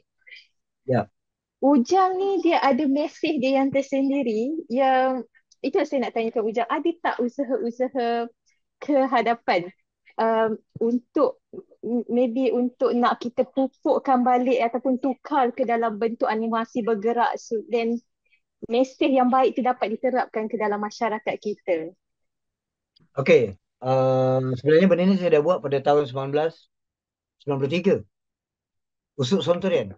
Kalau tengok Usuk Sontorian, macam mana saya develop karakter Usuk Sontorian ni daripada 17 karakter tu. Dia ada 5 karakter, main karakter dalam Usuk Sontorian. Ada Usuk, ada Dol, Abu, kemudian ada Sing, Shashivelu, ada Hakim. So ini multiracial. Sebab uh, tahun 80-an 90-an di kampung saya, bila kenduri, dia ada kemah khas untuk orang Cina, India datang kenduri kat kampung. Dia datang kat Seluar Pendek makan dengan orang kampung. Jadi dekat kampung saya ada Cina boleh baca Yasin. Sebab dia hidup dalam masyarakat, suasana masyarakat Melayu ni. Jadi saya terapkan tu dalam Sut Sontorian. Dalam Sut Sontorian ni kita buat sebanyak 50 siri. Dalam tu saya terapkan tentang perpaduan antara kaum. Supaya tak ada timbulnya isu resis apa semua ni. Saya terapkan dekat situ kasih sayang antara keluarga. Maknanya kualiti keluarga tu tadi. Macam mana keluarga Usop Sontorian ni. Mak dia, kakak dia, abang dia, adik dia. Menghormati orang yang lebih tua. Kan? Kemudian penerapan nilai-nilai agama. Yang Usop ni pergi mengaji. Macam mana dia belajar dengan apa? Bapak dia tegur dia. Macam mana abang dia, kakak dia mengasuh dia. Kemudian antara keluarga dengan keluarga. So, semua elemen ni memang sebenarnya dah diterapkan dalam Sontorian. Jadi ada, Sontorian masih ada lagi dekat YouTube dan boleh tengok. Dan benda tu uh, main dekat RTM selama 3 musim. 3 tahun ditayangkan di RTM. Jadi sekarang kalau cerita dengan saya tentang future, masa depan, masa depan ni dia dah jadi, saya ni dah 40 tahun. Saya dah lalu 3 dekad. Maknanya zaman analog, zaman semi komputer, zaman fully digital. Kalau perasan tahun 70-an, era zaman retro tu, zaman orang kampung baru nak berhijrah ke bandar. Kemudian setiap zaman tu dia ada konflik dia. Daripada zaman analog ni pergi ke zaman semi komputer ni, dia ada krisis-krisis yang berlaku dekat situ. Zaman anak muda mula berhijrah ke bandar, kampung jadi kosong, tak ada orang nak buat kerja kampung. Dia sebenarnya efek pada kehidupan masyarakat kita masa tu. Kemudian berlakunya pertemuan budaya, orang tua dengan orang muda tidak menghormati, orang muda tak menghormati orang tua tidak menerima idea-idea orang muda. Jadi saya keluarkan kartun atuk, perasaan dalam gila-gila. Ada buku tentang atuk dan cucu dia. Tujuan saya buat tu untuk rapatkan balik gap tu. Maknanya sikap orang muda yang dah mula biadab dan orang tua yang tidak understanding, tidak memahami golongan muda. Dia ada border gitu, ada gap dah berlaku dah pada zaman tu. Jadi kita buat kartun atuk. Kemudian di sekolah pula. Kalau kita pasal sekolah, kita ada sekolah Cina, sekolah India, sekolah Tamil, sekolah Melayu. Kan berkelompok, berpuak-puak masa tu kan. Masa zaman tu kita dah fikir dah benda tu. Jadi saya keluarkan IBC, Intelligent Blues Club. Jadi kalau tengok buku Intelligent Blues Club, dalam tu akan jumpa balik karakter tu. Karakter Sing, karakter Cina, karakter Melayu ni, Din, Abu. Jadi setiap karya saya akan ada elemen-elemen tu. Sebab semasa saya di Gila-Gila, Alhamdulillah, kita berjumpa dengan ramai orang kata tokoh-tokoh Melayu pada zaman tu macam arwah Pak Saku. Arwah Pak Saku ni bekas hakim. Kemudian kita jumpa juga Malungun, seorang pengarang. Ramai apa nama yang educated pada zaman tu yang masih lagi dia akan pantau karya kita. Dia kata you jangan tulis kalau benda yang you buat tu kosong, tak ada apa-apa. You have to orang kata deliver something. Even yang benda yang paling kecil pun macam kritik sosial, you kena peka dengan keadaan sekeliling. Jadi setiap karya saya memang dah akrab dah dengan cara macam tu. Saya sangat suka. Sampai sekarang saya masih ingat lagi suara-suara Velu sing. The message itself. Kalau ikutkan dulu ni memang uh, kalau ikutkan dahulu memang saya sendiri yang hidup dilahirkan pada tahun 80-an, saya tak rasa macam isu saya hidup di kalangan Chinese, Indian, Kan? even jiran. Kita sangat-sangat Kita rasa mesra. sayang dekat Sing tu kan. Ya, dan Ah, diterapkan dalam usuk Tangtorian ni sangat-sangat usaha-usaha yang sangat baik lah saya rasa untuk kita rapatkan balik all the races yang ada dekat Malaysia ya. ni lah. Jadi Dan saya kata tadi bila tak habis sikit lagi tadi tentang soalan tadi. In future kan? In future. Jadi saya pada zaman saya dah train lebih kurang dalam 100 lebih artis. Usuk Sontorian ada 90 orang animator. Usuk Sontorian. 90 orang yang saya dengan arwah Hakim Ismail ni cari. Kita pergi ke negeri-negeri, kita buat test drawing dan kita bawa dia orang daripada merata tempat. Datang ke Kuala Lumpur, bagi dia tempat, bagi dia allowance 500 dan kita ajar dia melukis. So itu legasi yang saya ada daripada Usuk Sontorian. Kemudian Majalah Hujang saya ada 45 orang artis kartunis. Jadi kalau perasan nama-nama kartunis Malaysia yang nama sayur-sayur, nama buah-buah, itu semua kartunis-kartunis yang bawah saya punya asuhan pada buat Majalah Hujang tu. Jadi bila dah habis zaman tu, saya boleh kata zaman saya dah berlalu lah. Zaman saya dah berlalu. Sebab kita datang pula new generation. Sebab di universiti dah ada multimedia, dah ada School of Animation, dah ada banyak melahirkan ramai para animator yang berkelayakan. Tapi, dia ada tapi dia. Kita ada kilang untuk keluarkan ramai animator, ramai yang ada ijazah diploma dalam bidang animasi. Tapi kita tak ada peluang pekerjaan untuk dia orang. Slot TV kita ada berapa je? Kita ada 70 finish product animasi yang dah siap. Tapi tak boleh dijual. Kan? Sebab TV tak ada slot. Cuba tengok dekat TV, ada slot tak? Kartun, ada berapa banyak slot TV yang kita ada. Kalau kita pergi ke US, kita akan tengok 52 siaran TV dia. Dia ada banyak Nickelodeon, dia ada channel untuk kartun saja. Ada banyak channel untuk kartun. Tapi kita dekat Malaysia ada berapa channel kartun kita ada? Tak lebih daripada 4, 5. Tak sampai kot. Boleh kira dengan jari. Baik di TV Hijrah, baik di TV3, baik di ATM. Jadi ini dah satu peringkat yang lebih tinggi. Yang sepatutnya perhati. Finishing dia. Kita keluarkan produk. Keluarkan ramai graduan-graduan dalam bidang animasi. Keluar setiap tahun. So dia orang nak buat apa? Apa dia orang nak buat? Dia orang buat animasi. Memang boleh buat animasi sendiri sekarang. Dengan adanya software dan berbagai apps yang ada. Tapi bila keluar dia nak buat apa? Dia akan jadi content creator lah. Itu je peluang yang ada sekarang kan. Tapi mainstream tak. Apa yang ada sekarang beberapa orang yang ada duit bawa pergi Cannes, bawa filem dia pergi keluar, marketkan sendiri di luar. Kan? Tapi berapa ramai yang boleh lepas? Tak ramai. Dan kita ada ramai lagi pengkarya-pengkarya, syarikat-syarikat yang membuat animasi kat Malaysia ni dan kita ada banyak produk-produk yang dah siap pun yang tak boleh dipasarkan. Jadi kalau tanya saya, takkan saya nak pergi masuk lagi dalam tu join the crowd. Sebab kita dah tahu dah masalah tu. Saya tak nampak apa lagi peluang kita nak buat. Satu karya-karya yang mendidik yang macam yang Puan maksudkan tadi. Kita boleh buat untuk konten lah. Untuk YouTube maybe dalam TikTok ke. Maknanya dia jadi social obligation. Tanggungjawab kita sendiri. Individu. kan. Dan saya keep on buat benda tu. Terus buat. Walaupun tak banyak, tapi ada. Macam tu. Tapi kalau kita nak keluarkan dalam skala besar, nak tubuhkan satu syarikat, nak buat animasi, kemudian marketkan, saya kata tak mungkin sebab yang ada pun tak boleh pergi.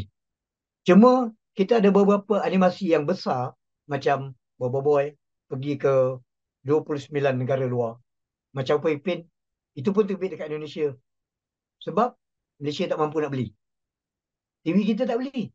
Jual kat Indonesia. Sebab tu orang Indonesia kata Pepin dia punya. Kan? Keluar kat sana dulu. Kita nak keluar, kita kena beli. So, ini sebenarnya perbincangan di peringkat yang lebih tinggi. Saya tak ada capable lah untuk apa. Itu dah luar bidang kita dah tu. Cuma kita boleh buat apa yang kita mampu lah. Saya buat benda yang macam kat karakter Lobai Sahak, kita buat animasi pendek-pendek, kita keluarkan dekat YouTube. Macam tu adalah kita buat. Sebab menjadi kerisauan saya lihat lah, kalau kita lihat animasi yang daripada barat especially, dia kadang-kadang dia selitkan unsur-unsur yang kita rasa tidak sesuai untuk kanak-kanak, dan Ya, itu diterapkan sampai menjadi kebiasaan untuk mereka. Dan betul. kalau kita tak ketengahkan karya-karya kita ni yang memang penuh dengan budaya kesantunan, dia agak sayang lah sebenarnya. Tapi Mm-mm. itulah macam Tuan Ujang cakap lah, itu bukan di level kita untuk Ini buat kita. Itu dah betul, pemerintah dah tu. Kan? Ini, betul. ini semua kerja-kerja politician lah. You all politician, do your work, do your job lah. Maknanya, uh, dia tak perlu lagi, orang kata kita tak boleh cakap lagi lah. Sebab kita dah berapa tahun dah merdeka. Dan kita dah tengok animasi kita dah standard dia sampai standard Walt Disney lah. Kan? Dah standard Hanna-Barbera, malah lebih baik lagi. Berapa ramai anak-anak tempatan yang dah dapat anugerah daripada luar negeri. Yang dapat apa nama pengiktirafan daripada luar negara. Tapi effort kita, negara kita sendiri punya effort macam mana? Macam mana dia menilai pengkarya-pengkarya yang kita ada sekarang ni, permata-permata yang kita ada sekarang ni, kan? Yang ada apa? Yang saya nampak lah, uh, kita berjuang lah sendiri, kita fight lah sendiri, buatlah sendiri for your own legacy. Macam saya sendiri dalam tempoh saya berjuang 24 tahun saya bankrupt, nobody, tak ada siapa pun datang tolong, tak ada siapa. Melainkan baru-baru ni saya dapat pengampunan bawah mufli bawah 50 tahun dilupuskan, dan saya dapat tu. Barulah saya punya bankrupt tu settle. Tahun lepas saya dapat pengampunan tu bawah 50,000, hutang saya dah tinggal bawah 50,000. Yang lain semua dah settle lah. Yang juta-juta semua dah habis dah. Jadi baru lepas, baru settle. Jadi kalau orang tanya, Ujang, apakah Ujang punya perancangan masa depan? Perancangan saya masa depan, saya nak bayar saya punya bil elektrik. Nak bayar bil elektrik saya, nak bayar anak saya sekarang dekat Unit 10 tengah belajar lagi, bayar yuran dia. Itu je saya punya orang kata uh, penumpuan saya sekarang. Tak ada nak fikir besar-besar lagi dah. Saya pun dah 60. So 60 saya ingat kawan-kawan saya pun ramai dah tak ada lagi. Jadi saya standby untuk berangkat je lah sebenarnya. Okey, Jadi Alhamdulillah. Saya rasa saya tak nak ambil masa untuk slot Q&A sebab kita pun dah banyak berborak kan. So kita ada berbaki lagi 15 minit. Mungkin kita ah, nak buka ni sebab saya tengok di ruang komen dah ah, banyak tu bertanya. Mungkin lepas ni saya akan pilihlah soalan-soalan daripada ruang komen. Cuma sekarang saya nak buka peluang pada peminat-peminat Ujang. So kita soalan ni tak perlu pun bersifat akademik ke apa. Kita buka secara santai. Mana yang rindukan Tuan Ujang, nak bertanya khabar ke ataupun nak tanyakan soalan apa-apa berkaitan dengan perkembangan terkini. So dipersilakan warga UKM dan juga peserta-peserta yang dari luar lah yang join. Dipersilakan siapa-siapa. Boleh buka kamera, buka. Itu kita punya timbalan pengarah kita. Silakan Prof. Sebab memang ikut daripada kecil kan, jadi itu nak tanya soalan tu. Apa nama? Uh, Okey, syarikat yang buat Ujang dah tak ada. Okey, dah tutup. Okay. Tapi gila-gila masih ada lagi. Saya baru je beli beberapa bulan lepas gila-gila. gila masih ada. Uh, Adakah Ujang masih bekerjasama dengan gila-gila? Saya dengan Gila ni pun ada krisis juga baru-baru ni. Ah, Krisis dia tentang AI. Sebab sebelum ni saya banyak membantu Gila-Gila. Jadi Gila-Gila ni dia dah tak ada manpower. Kartun ni dah ramai tak ada. Jadi saya suggest pada Gigila untuk gunakan AI. Dan kalau perasan, beberapa bulan yang lalu ada keluar cover majalah Gigila menggunakan fully AI. Oh. Tu saya buat lah tu. Tapi apa yang berlaku selepas tu, uh, saya dikecam. Satu Malaysia. Saya dikecam oleh ramai pelukis-pelukis sebab bagi dia lukisan AI ni tak original. Dia menghilangkan originality itulah. Jadi itulah konflik yang berlaku sekarang ni tentang AI ni.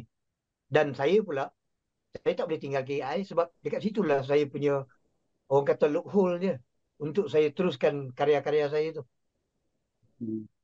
Juga memanglah kalau kita sebut AI, I think ramai yang kalau macam kartunis yang hardcore ni dia ataupun orang-orang yang lebih suka kepada konvensional ataupun tradisional dia tak suka teknologi AI ni.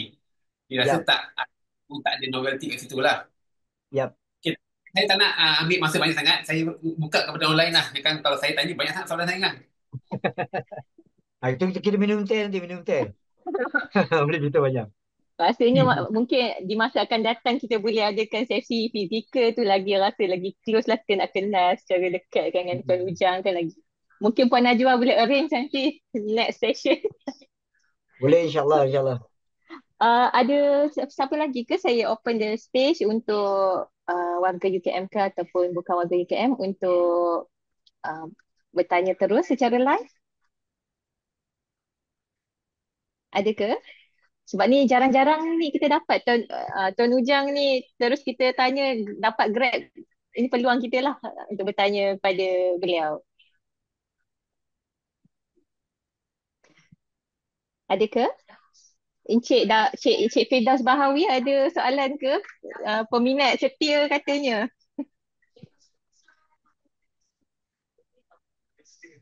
So kalau saya tengok dekat chatbot ni ada yang bergurau senda kat sini, jom berbalas pantun daripada saya tak pasti doktor ataupun Tuan Ahmad Hakimi. Mungkin Tuan Ujang orang kata berbakat dalam berpantun, nak berbalas pantun dengan Kata tu dia cerita pasal kaset Dim Merambui tu. oh ya ke? Saya pernah keluarkan 2 kaset Dim Merambui. Dalam tu ada beberapa. Okey, Allah. Okey. Daripada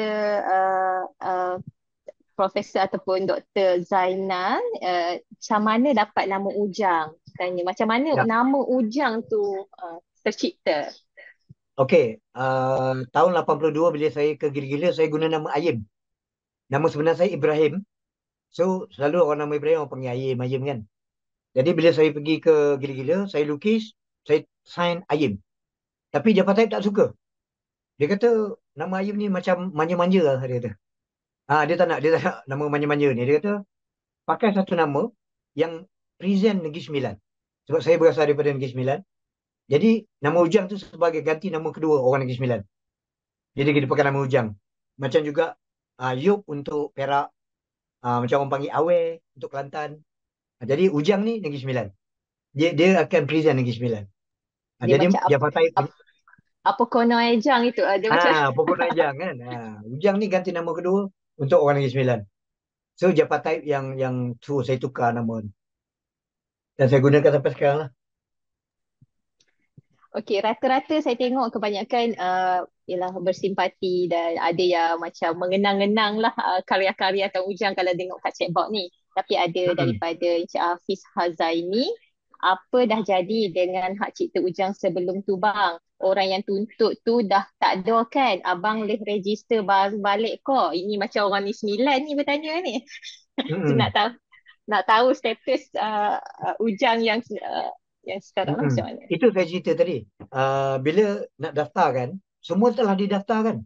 Nama saya Ujang, font majalah Ujang tu dah didaftarkan. Kartun saya pun dah didaftarkan. Tapi dalam bentuk 2D.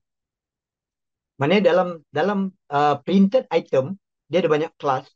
So dalam kelas printed item ni, untuk majalah, banner apa semua ni, memang telah didaftarkan. Saya tak boleh buat. Tapi bila saya buat dalam bentuk 3D, saya boleh daftar dalam kelas lain. Maknanya saya dapat Ujang, tapi kelas tourism. Saya buat transportation, apparel, benda-benda yang lain. tapi masih boleh digunakan. Jadi kalau tengok Ujang tu, saya buat tournament di Tasik Kenyir dengan grup-grup pemancing di Terengganu. So kita dah buat sebenarnya dah masuk tahun ke-18, nak masuk 18 tahun. Dan sekarang ni dah diiktiraf oleh Tourism Malaysia, dah masuk dalam kalender event Tourism Malaysia. International Monsoon Casting Tournament. Dan kita guna kartun tu. Jadi kartun watak Ujang yang sama, tapi dalam kelas lain. Event memancing. Dia tak ada ke mana. 8 negara luar masuk terlibat. Daripada US, daripada Thailand, Filipina semua. Tapi bukan kartun yang untuk majalah. Saya gunakan tu untuk buat produk. Macam ni contoh dia. Ini antara kita punya brand yang kita establishkan, yang kita marketkan melalui pelancongan, agrotourism. Itu yang sebelum ni kalau pihak kami ke fakulti dalam UKM ni, kita akan terangkanlah protection, perlindungan hak cipta, cap dagangan. Kalau macam hak cipta ni, kalau kita difahamkanlah, kalau personal individu yang daftar, dia tempoh perlindungan sepanjang hayat orang tu dan tambah 50 tahun. Kalau macam organisasi dia lain sikit lah, tapi tempohnya panjang. Betul. Jadi Tuan Ujang tak boleh simply ambil lah. That's why Tuan Ujang sekarang dia telah memilih cara lain, protect di Cara bawah lain. cara lain, Dia ada 3D. banyak kelas-kelas lain kan? Betul, betul. Dia Itu ada banyak kelas cadangan. lain. Jadi Betul. kalau dia ambil penerbitan, publishing, kita ambil lah kelas lain. Ada banyak lagi. Sedangkan Betul. publishing tu bukan lagi satu orang kata bisnes yang bagus sekarang ni. Orang buat majalah pun tak laku sekarang. Sebab orang dah pergi Hmm. digital. Hmm. So, apa yang berlaku sekarang, saya pergi ke arah digital. Bila saya pergi ke digital, dia orang pun apply juga tu. Dia minta, dia orang apply juga hak-hak digital tu. Dan saya buat bantahan juga. Jadi, masih lagi berlawan sampai sekarang. Masih lagi. Oh. Sebab kalau cap dagangan ni dia ada 45 kelas kalau tak salah saya. So, Betul. so Mm-mm. kalau yelah itu kita kena aware lah that thing. Kalau rasa satu cara ni orang pula, kita ada cara-cara lain yang kita boleh ni lah. Tapi macam saya expresskan tadi, saya agak macam bukan agak sebenarnya bersimpati lah dengan kisah, sebab karya tu karya milik Tuan Ujang. Memang dari sejak kecil dibangunkan kan, tapi dimanipulasi oleh pihak-pihak yang tak sepatutnya lah. So ini menjadi pengajaran besar lah buat kita. Ya, saya Uh, nak cerita sikit masa saya pergi ke Maipo. Saya pergi Maipo, saya jumpa Dr. Zuhan. Saya jumpa Dr. Zuhan terus. Lepas tu bersama dengan beberapa orang penasihat undang-undang dia, duduk dekat meja tu, saya terangkan masalah saya, apa yang saya lalui. Dia orang dengar, dia orang diam, dia orang dengar je. Lepas saya cerita, dia orang kata apa? Kita orang sebenarnya baca majalah hujang masa kita dekat universiti. Dan dia tahu saya dekat gila, dan dia tahu apa yang jadi dekat saya. Tapi dia kata apa? Dia kata masalahnya Ujang tak datang ke Maipo, dia kata. Ujang tak datang ke Maipo dan dapatkan kita punya nasihat. Sebab saya tak tahu. Jadi, di Maipo ni dia orang tahu. Dia orang tahu saya punya karya, dia orang tahu apa yang saya buat. Tapi dia tak boleh buat apa-apa sebab tuan punya sendiri tak datang pergi buat pendaftaran. Daripada situ baru saya faham, kita kena daftarkan karya-karya kita ni untuk protect. ini orang kata satu orang kata pengajaran lah untuk kita juga Hmm. warga UKM, agar ia tidak berulang lah kan, agar kita tak digunakan oleh pihak-pihak yang tak sepatutnya. Ada daripada Tuan Zainal, dia tanya, saya masih simpan kaset Radio 9 live in Seremban. Harap ada sambungan, tak jemu dengar. Jual lah balik, mahal tu. Jual balik. Okay, so kita tengok lagi ada Tuan Hafiz Hazaimi, dia mention kat sini dia kenal Tuan Ujang sebab pernah casting sama kat Kenyir. Mungkin Kaki Tuan baliknya tu. sekejap saya tengok ada lagi tak kita uh, oh ini sebab saya dah cakap kat sini dia tidak bersifat formal, jadi ada soalan yang very bukanlah agak personal. Kalau Tuan Ujang tak kisah. Ah, Assalamualaikum, daripada saya tak pasti sama ada academician ke apa, Puan Prof Rosita ataupun Dr Rosita, memang berasal dari Negeri Sembilan ke? Anak Minang, nak tahu juga suku apa ya? Tak apa ke Sem- tanya pasal keluarga? Semelenggang, semelenggang. Semua enggak. Hmm, Oh, semelenggang. okey. Boleh daripada Fiza Anwar, boleh Ujang cerita secara ringkas isu Din Beramboi? Okey. Okey, Dem Berambut ni tahun 87 saya di USM. Saya ambil jurusan seni kreatif, bawah seni halus Jadi tahun 87 tu saya belajar di USM dan saya dengar pertama kaset Orang Gila yang di apa nama dirakamkan dalam kaset. Uh, Dia orang kata benda ni student buat, dia orang kata. Banyak perkataan dia, perkataan orang kata orang gila kan. Jadi banyak benda lucah-lucah lah. Dia sebut benda-benda yang censored lah. Jadi tak sesuai untuk siaran. Apa yang saya buat, saya ambil dia punya style tu, Dem Rambu ini, cara dia berjenaka tu. Kemudian saya adapt. Saya buatkan karakter dia. Dia dalam bentuk audio. Saya buatkan karakter Dem Rambu ini, saya lukis dan disiarkan dia gila-gila. Keluar 14 muka surat dia gila-gila dan benda tu dapat sambutan. Bila dapat sambutan, saya keluar daripada gila-gila tahun 93. Saya keluarkan majalah Hujang. Saya bawa karakter ni dan jadikan maskot untuk majalah Hujang.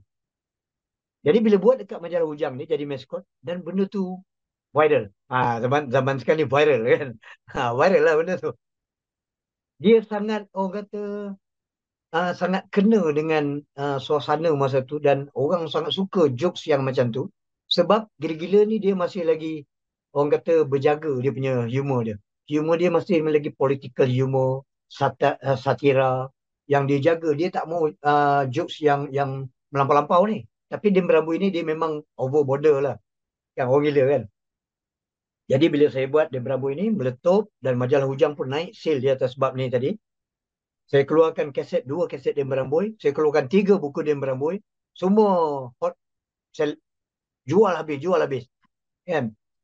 Uh, Dia punya kaset tu kita jual dekat 300,000 pada zaman tu.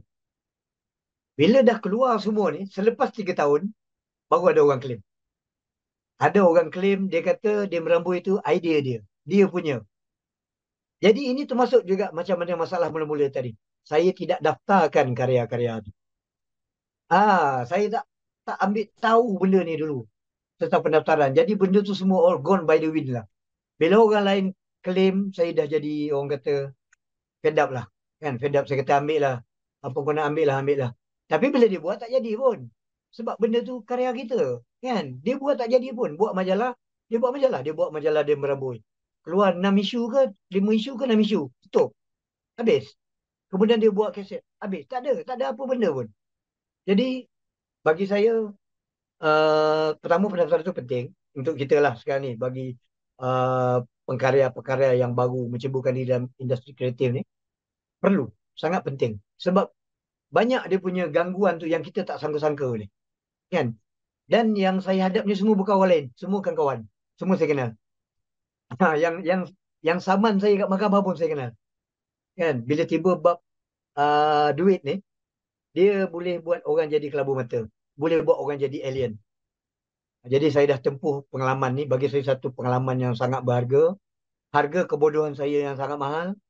Dan saya share ni supaya yang lain-lain ambil perhatian lah. Janganlah lalu lagi apa yang saya lalu ni. Sebab dia sangat menyakitkan.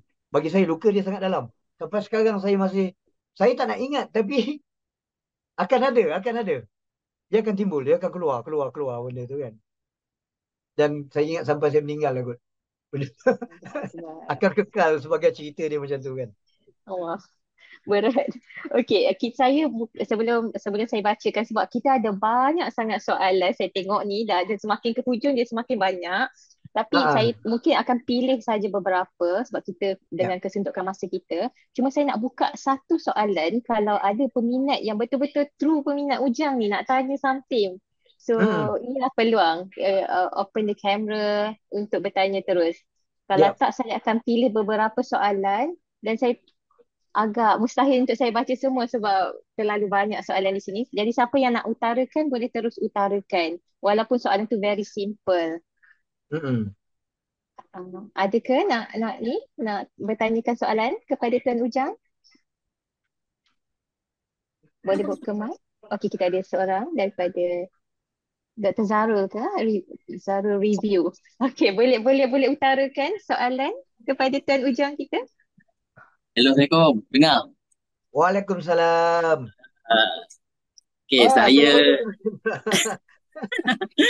Okay, ni soalan ni mungkin daripada rakan-rakan kolektor di luar sana lah. Sebab ada juga yang bermasuk ni.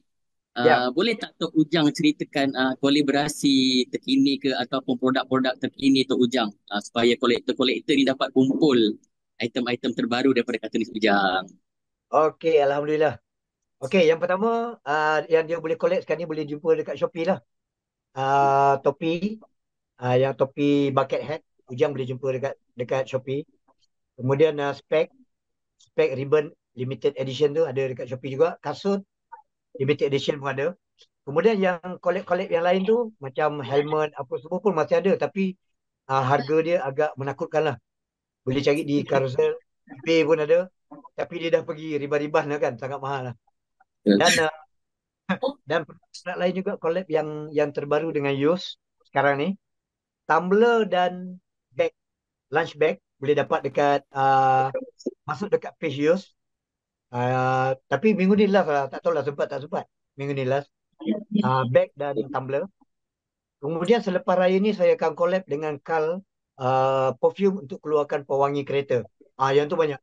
Itu kita akan mungkin 30-40 Boleh, ribu. boleh memburu. Itu murah, semua orang boleh collect. RM10 je. Okay. Okay, itu saja. Okey, Terima saya. Okay. kat sekolah ke ni? Ya, kat sekolah dalam kelas, baru habis kelas. Pakai name tag ke apa? Okay, Assalamualaikum. Waalaikumsalam. Terima kasih kepada yang bertanya soalan. Jadi saya akan pilih 2 soalan saja dari chat box. Sebab kita dah melepasi sebenarnya masa ni. Okey. Becazon macam mana tuan? Saya tak tahu apa yang dimaksudkan, tapi daripada... Saya tahu. Okey. Saya tahu Begazon. Yang dimasukkan tu anak kepada yang pertama dulu saya bermasalah dengan mula saya dengan Karisma Publication. Kemudian dengan satu company lain pula, Moy Publication yang terbitkan tu, yang berlawan dengan saya kat mahkamah ni. Kemudian yang buat sekarang ni anak dia. Jadi dia meneruskan legasi itu sampai sekarang. Soalan seterusnya daripada Muhammad Faizal Burhanuddin. Assalamualaikum Tuan Ujang. Kalau tuan masih ingat lagi siapa artis yang terlibat dalam suara latar setiap watak kartun Usop Santurian? Usop Santurian kita tak pakai artis. Kita pakai artis. Antara yang ada suara dalam Usop Santurian tu suara saya sendiri. Kemudian arwah Kem Ismail. Kartunis AI, arwah kartunis AI. Kemudian yang lain tu kita buat audition lah. Kita ambil orang daripada luar. Serba boleh. Okey, boleh saya nak minta satu je, satu soalan akhir ni, saya janji paling akhir. Okey. Akhir yang last. Paling suka karakter Mak Dispes. Sangat dekat dengan kehidupan harian. Macam mana Tuan Ujang dapat idea tersebut? Adakah daripada pengalaman sendiri? Ini soalan terakhir, saya janji. Okey. Kalau kita tengok watak-watak dalam majalah Ujang tu, kita akan jumpa dalam tu ada workshop, Mak Dispes, Felda dia Bumi Permata, banyak tajuk-tajuk tu. Jadi sebenarnya, bila saya interview kartunis, bila saya terima kartunis bekerja dengan saya, pertama saya akan scrut dia. Duduk depan saya akan tanya, kau kerja apa? Duduk mana? Kampung mana? Apa kau buat? Jadi kebanyakan kartunis dia datang dengan berbagai-bagai background. Jadi antara dia, Mat Dispes ni dia memang kerja dia Dispes. Kan? Dia seorang Dispes tapi dia suka lukis kartun. Jadi dia datang jumpa saya, dia kata dia kerja Dispes. Saya kata kalau nak kerja kau kena berhenti kerja. Kena berhenti kerja Dispes. Nak jadi kartunis kena full time. Kena betul-betul fokus. Jadi dia berhenti kerja, the next day dia datang dan saya akan bagi dia buat apa yang paling hampir dengan diri dia. Sebab dia kerja Dispes. So dia buat cerita Mak Dispel lah. Jadi kita tak payah nak bagi dia banyak input sebab tu memang kerja dia. Bila kartun itu datang daripada Felda, satu orang kartun ni datang daripada Felda. Dia membesar dengan suasana Felda. Okey. Engkau buat cerita pasal Felda. keluarlah Freda di Bumi Permata oleh Kobis Bunga. Kemudian datang kartun ini daripada mana? Setiap kartun ini saya akan scroll dan tengok dia punya background. Kalau dia katakan kerjaya dia menoreh, buat cerita pasal menoreh. Kalau dia seorang polis, buat cerita pasal polis. So kebanyakan kartun ini akan di channelkan ke mana arah dia dengan apa potensi yang ada dekat diri dia. That's it. Okay, rasanya Ada clear. ini daripada peminat. Saya dah janji dah nak akhir, tapi ada peminat Tak apa, dalam tak apa, office bagi ni. dekat saya. Tak ada Dia masalah. sebenarnya Saya dekat okey je. chat box ni saya kalau boleh nak baca saya, tapi saya rasa macam kita dah kesentuhkan masa sangat. Okey, ada Cik Firdaus Bahawi, dia minta saya tanyakan. Ha. Tuan Ujang ada hasilkan novel Jibab masterpiece katanya. Tak nak hasilkan Betul. lagi ke? Masterpiece yang macam ni dia menantikan. Ada perancangan tak nak keluarkan karya-karya seperti Jibab? Tak ada sebab saya royalty ni pun saya tak dapat lagi. Ya Allah. Saya buat ni Faham. tadi tahun berapa? 2024. Saya bankrupt tahun 2000. Berapa tahun dah? Dah 24 tahun. 24 tahun saya tak terima royalty ni. Ya Allah. Jadi Ini masalah-masalah yang banyak masalah saya malah nak cerita sebab dia melibatkan ramai orang. cabaran. Kita Jadi kata kalau buat 2 jam, 1.5 jam ni tak cukup nak cerita cabaran kehidupan yang dihadapi Tuan Ujang kan. jadi Allah. sokonglah saya punya produk-produk yang ada dekat Shopee tu yang kecil-kecil tu. InsyaAllah. So saya nak menyerulah, menyahut semua peminat-peminat Ujang especially pada hari ini, dan yang mana yang belum kenal Ujang, jom kita support produk tempatan, kita support produk Ujang. Ramai-ramai kita dah tahu Ujang dah ada merchandise dia. So let's keep the support to Ujang agar dia boleh keep survive dalam hidup kita, dalam hati kita. So dengan tu saya selaku moderator nak orang kata kita nak saya nak end the session lah untuk sesi soal jawab. Saya minta maaf sangat-sangat kepada warga UKN ataupun peserta-peserta hari ini. Saya tak dapat bacakan. Saya tengok ni dari ujung-ujung dah ada banyak sangat soalan yang naik. Mungkin dah teruja dengan Tuan Ujang. InsyaAllah kalau ada rezeki di kemudian hari kita akan jemput lagi Tuan Ujang dan kita akan mungkin bertanya lebih banyak soalan lagi untuk kita tambahkan ilmu kita. Kita boleh buat sesi kedua nanti, tak apa. InsyaAllah Puan Najwa. Ni ambil take Tuan, note saya ya Puan ambil Najwa. maklum. Ambil maklum. Okey. Saya selaku moderator ingin mengucapkan terima kasih pada Tuan Ujang. Tadi saya nervous sangat. Saya nervous sebab orang yang terkenal, orang yang famous. Saya nak tanya soalan pun orang kata tak berapa tahu. Tapi selama sepanjang sesi kita orang kata santai-santai borak ni, saya rasa selesa dan banyak pengalaman dan ilmu yang saya ambil daripada kisah Tuan Ujang dan mungkin saya boleh kongsikan di kemudian hari kepada warga-warga UKM. Dengan itu saya nak mengucapkan ribuan terima kasih. Mewakili moderator, mungkin nanti saya akan pass the stage to Puan Najwa lah untuk sesi tutup. Saya juga nak mengucapkan ribuan terima kasih kepada peminat-peminat Ujang, peserta-peserta hari ini, dan saya juga nak minta maaf ada soalan-soalan saya tak mampu baca. Nanti insyaAllah kalau kita ada next session, kita buka lebih banyak lagi soalan untuk diutarakan. Terima kasih banyak-banyak Tuan Ujang. Okey, terima kasih. Terima kasih kembali jemputan. Terima kasih Okey, bang. terima Assalamualaikum. kasih Cik Waalaikumsalam Izaida. warahmatullahi wabarakatuh. Okey, sebelum tu saya nak bacakan sedikit pantun. Bicara inovasi penuh cerita. Dari minat lahirnya cita-cita. Karya Ujang dihargai di kota sebagai penghibur buat kita. Sampailah kita ke penghujung bicara inovasi 3 pada tahun 2025 pada hari ini. Terima kasih yang tidak terhingga kepada kartunis Ujang di atas perkongsian yang begitu bernilai dan penuh inspirasi.